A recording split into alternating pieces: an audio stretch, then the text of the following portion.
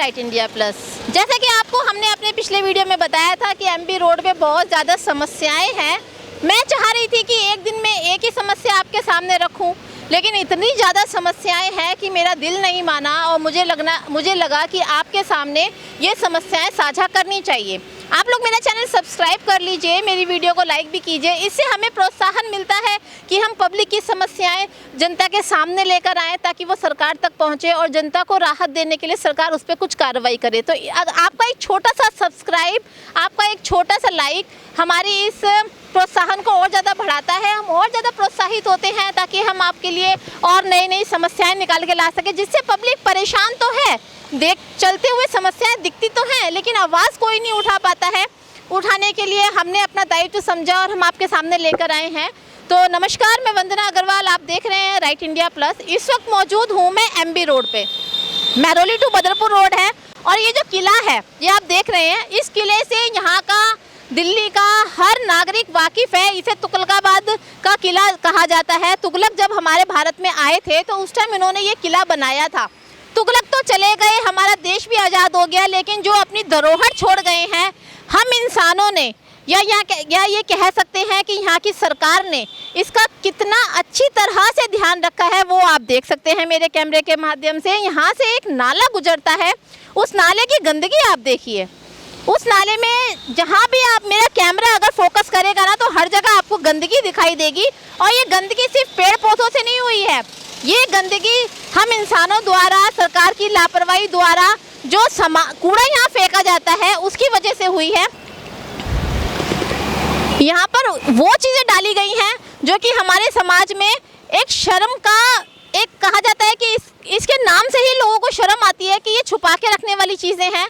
Condoms यहाँ पर पड़े हुए हैं और हज़ारों की तादाद में बोरा भर के यहाँ पे कॉन्डोम्स डाले गए हैं। तो ये कॉन्डोम डालने की जगह है, या फिर हम ये कह दें कि यहाँ पर इस तरह के काम होते हैं जिसमें ये कॉन्डोम्स जैसी चीज़ें यूज़ होती हैं।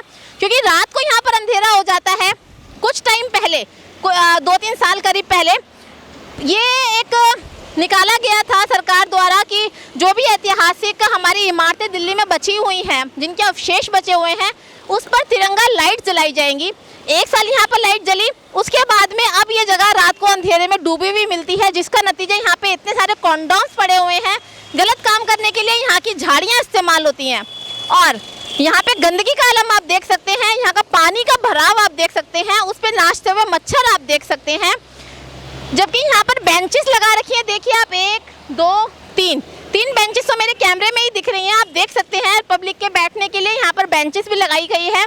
सुविधा सरकार तो करती है पब्लिक के लिए, मैं ये नहीं कह रही कि सरकार बिल्कुल नहीं सुनती है, लेकिन उसका देखरेख का जो कार्यभार है वो सरकार से नहीं होता। जैसे कि पुरातत्व विभाग को ये दे रखा है, जब इसके पीछे की जो ज़मीन थी उस पर लोगों ने कब्जा करा तो पुरातत्व विभाग ने उनके ऊपर नोटिस भेजा, वहाँ पे तोड़फोड़ भी हुई। तब क्या उनकी आंखें बंद थी? तब उनको ये नज़र नहीं आया कि यहाँ पर कितनी गंदगी हो रही है जिसकी वजह से लोग बीमार पड़ रहे हैं। ऑन द रोड ये जगह है, यहाँ से गंदा नाला बह रहा है और यहाँ पे पब्लिक, कई बार शाम के टाइम पर मौसम सुहावना होता है, पेड़ पौधों का इलाका है, तो लोग बार बैठ जाते हैं। लोग बारी छोड़ो यार, बंदर घूमते हैं यहाँ पर, क्या उनमें जान नहीं है? क्या उनको सुरक्षित रखने का दायित्व सरकार का नहीं है? वो इतनी गंदगी में घूमेंगे, कल को कोई बीमारी हो जाएगी तो भैया बंदरों को भी उठा के जेल में डाल देना कि इनकी वजह से बीमारी हो रही है, बीमारी फैल रही है। बीमारी की जो जड़ है, जो हमारी सरकार की लापरवाही की वजह से बीमारियां फैलती हैं, वहां तक कोई नहीं पहुंचता। सरकार कभी ये नहीं कहेगी कि जी हमारी गलती है, हमारे ध्यान ना देने की वजह से ऐसा कुछ हो गया। बस उनका तो सीधा सा है, बंदरों से फैल रही है, उठा के इन्हें शेल्टर होम में डालो। जबकि बंदरों के ऊपर भी बात करेंगे, लेकिन इस वीडियो में नहीं मैं बात करना चाहती, क्योंकि मैं जिस भी पॉइंट को उठाती हूँ ना, उस पॉइंट पे इतनी लंबी सारी प्रॉब्लम्स मेरे सामने आ रही है। क्योंकि मैं अब एमबी रोड का सर्वे कर रही हूँ, मैं इस रोड पे निकल रही हूँ, मैं देख रही हूँ कितनी ज़्यादा समस्याएं हैं। तो बहरहाल हम इस पुरातत्व विभाग के बारे में बात कर रहे हैं, इस किला के बारे में बात कर रहे हैं।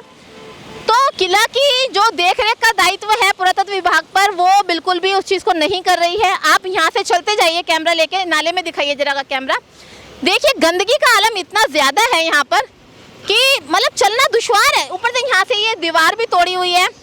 ये इस चीज़ का सबूत है कि जैसा कि मैंने आपको बताया, यहाँ पे रात को गलत काम भी होते हैं, तो ये सबूत आपके सामने है, वरना यहाँ से दीवार नहीं तोड़ी जाती।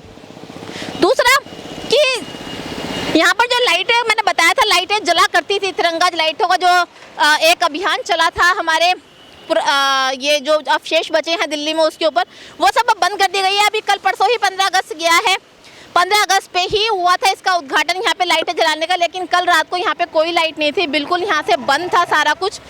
और गंदगी का आलम मैंने आपको दिखाई दिया, पूरे में पानी भरा हुआ है। और ये नहीं है कि बरसात है तो आज पानी भरा हुआ है, यहाँ से मैं अक्सर निकली हूँ और अक्सर मैंने यहाँ पे पानी ही देखा है।